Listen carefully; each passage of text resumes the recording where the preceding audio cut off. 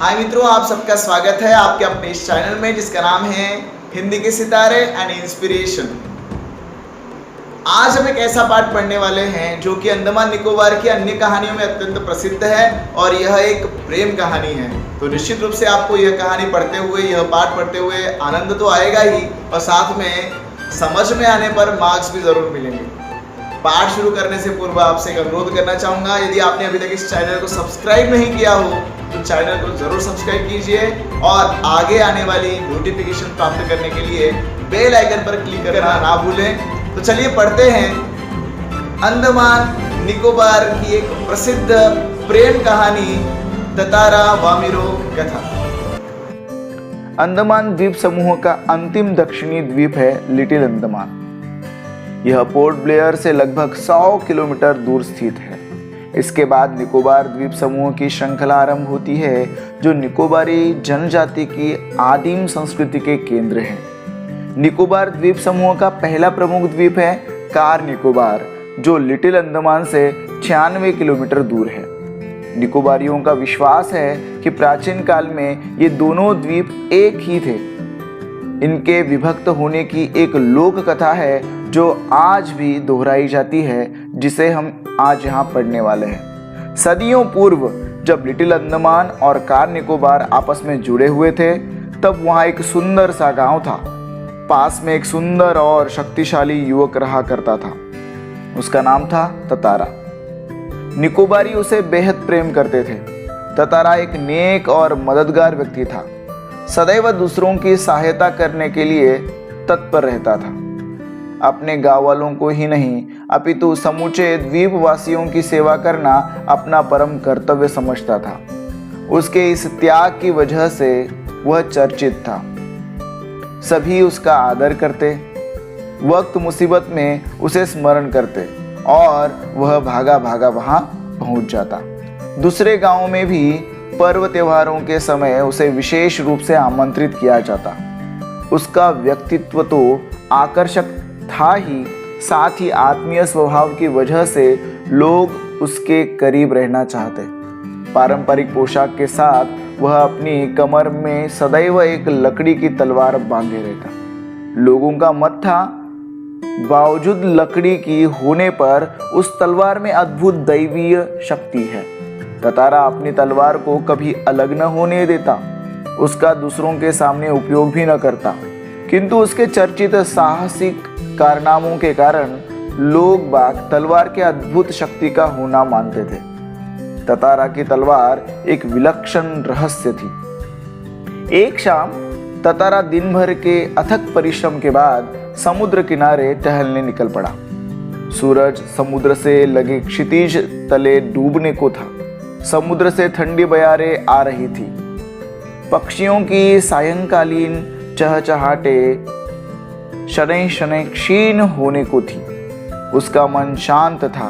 विचार मग्न ततारा समुद्री बालू पर बैठकर सूरज की अंतिम रंग बिरंगी किरणों को समुद्र पर निहारने लगा। तभी कहीं पास से उसे मधुर गीत गूंजता सुनाई दिया। गीत मानो बहता हुआ उसकी तरफ आ रहा हो। बीच बीच में लहरों का संगीत सुनाई देता। गायन इतना प्रभावी था कि वह अपनी सूध बूध खोने लगा। लहरों के एक प्रबल वेग ने उसकी तंद्रा भंग की। चैतन्य होते ही वह उधर बढ़ने को विवश हो उठा जिधर से अब भी गीत के स्वर बह रहे थे। वह विकल सा उस तरफ बढ़ता गया।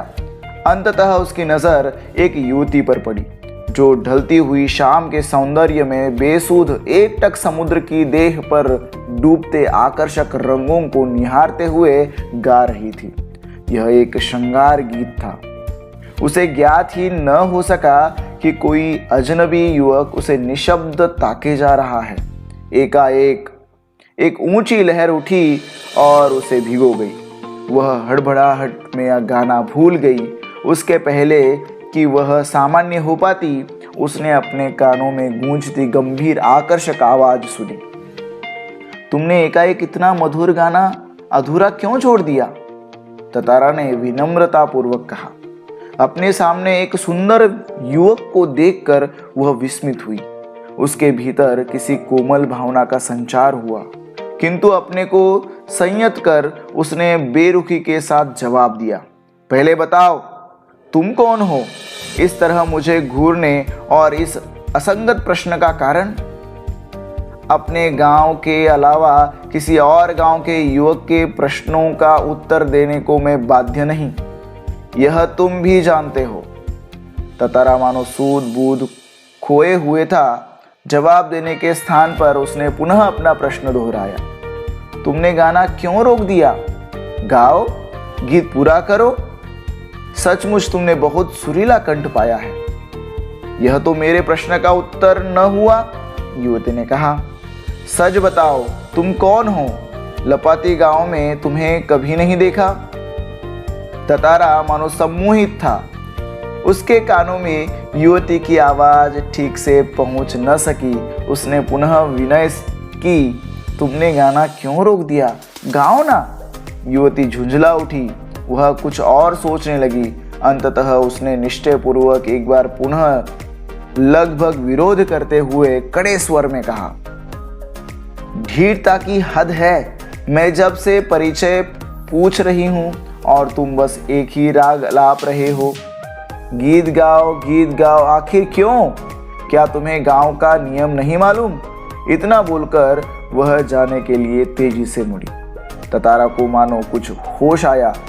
उसे अपनी गलती का एहसास हुआ। वह उसके सामने रास्ता रोककर मानो गिड़गिड़ाने लगा, मुझे माफ कर दो। जीवन में पहली बार मैं इस तरह विचलित हुआ हूँ।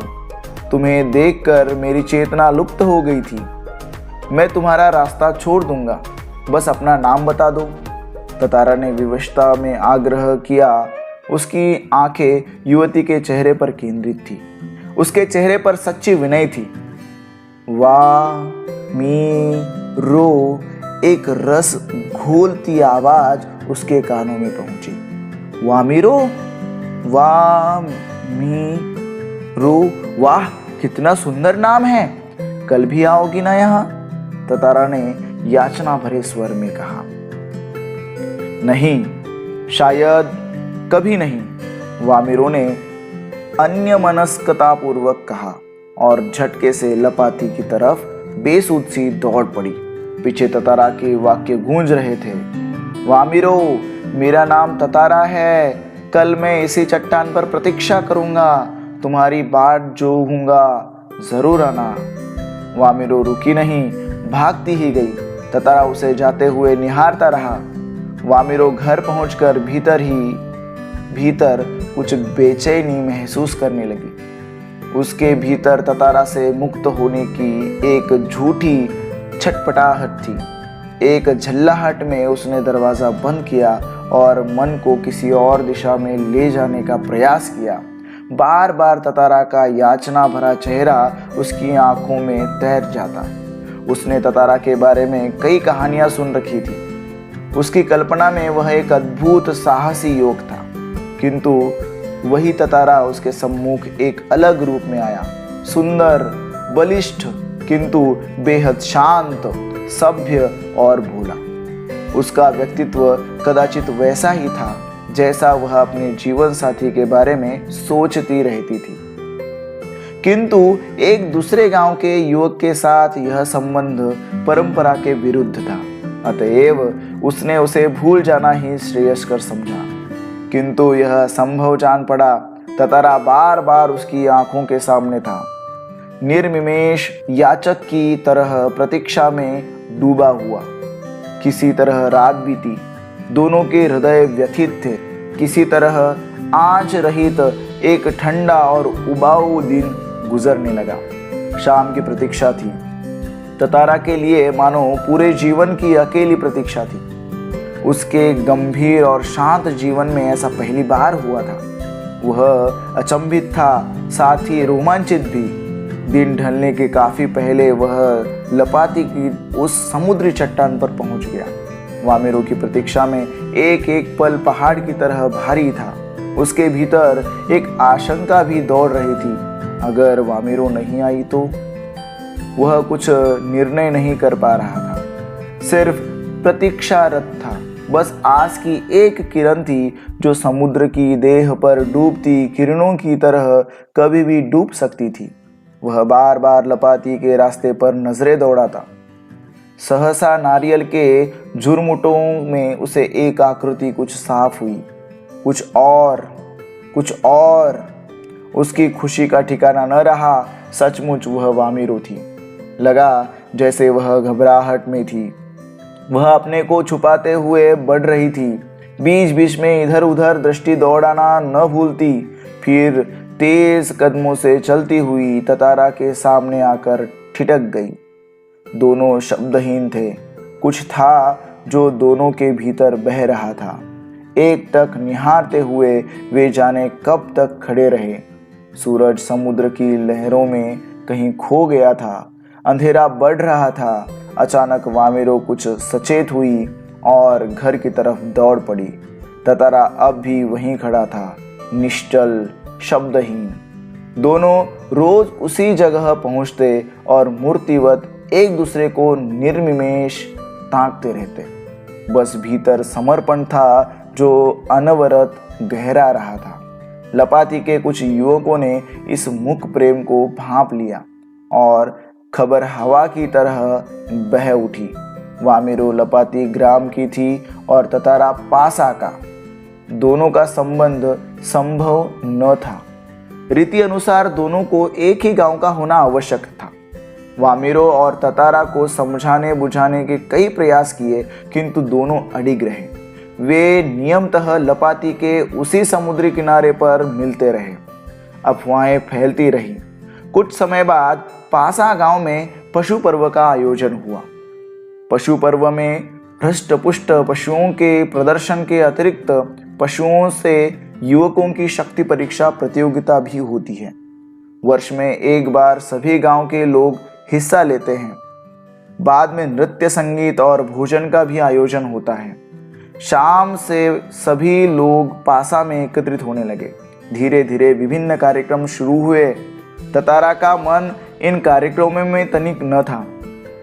उसकी व्याकुल आंखें वामिरों को ढूंढने में व्यस्त थी। नारियल के झुंड के एक पेड़ के पीछे से उसे जैसे कोई झांकता दिखा।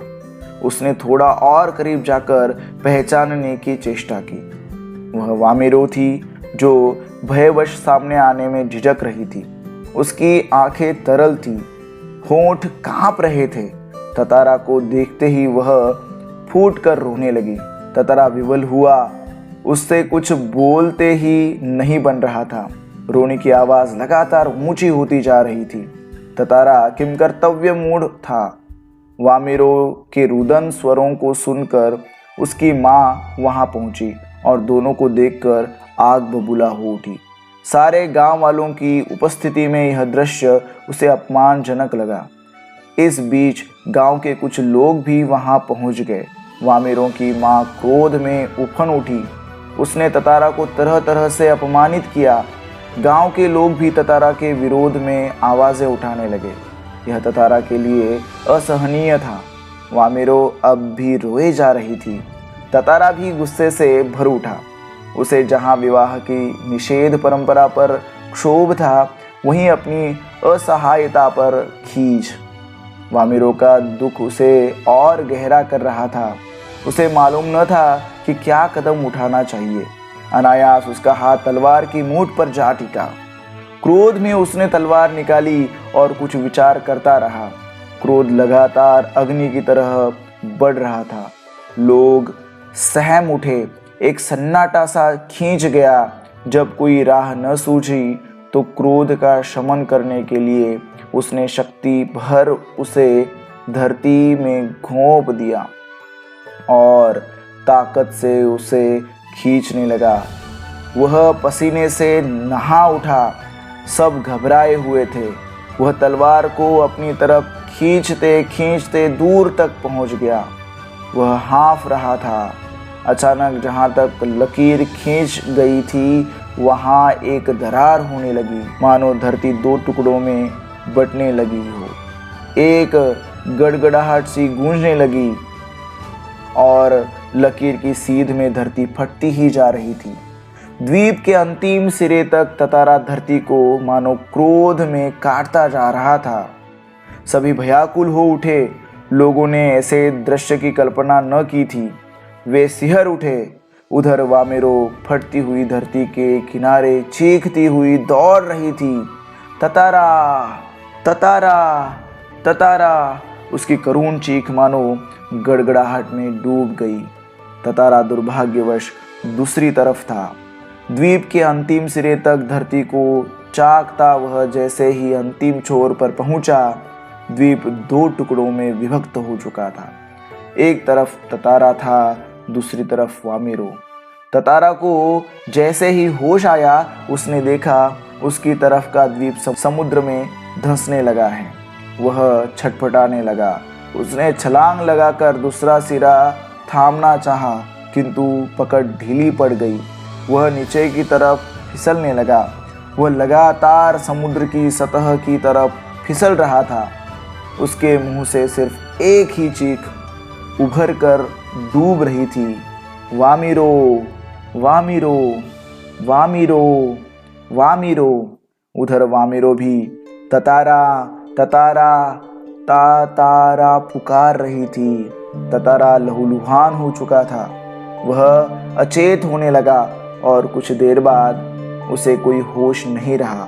वह कटे हुए द्वीप के अंतिम भूखंड पर पड़ा हुआ था, जो कि दूसरे हिस्से से संयोगवश जुड़ा था। बहता हुआ ततारा कहाँ पहुंचा, बाद में उसका क्या हुआ, कोई नहीं जानता। इधर वामेरो पागल हो उठी।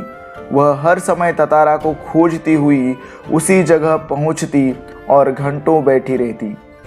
उसने खाना पीना छोड़ दिया। परिवार से वह एक तरह अलग हो गई। लोगों ने उसे ढूंढने की बहुत कोशिश की, किंतु कोई सुराग न मिल सका। आज न ततारा है न वामेरो, किंतु उनकी यह प्रेम कथा घर घर में सुनाई जाती है।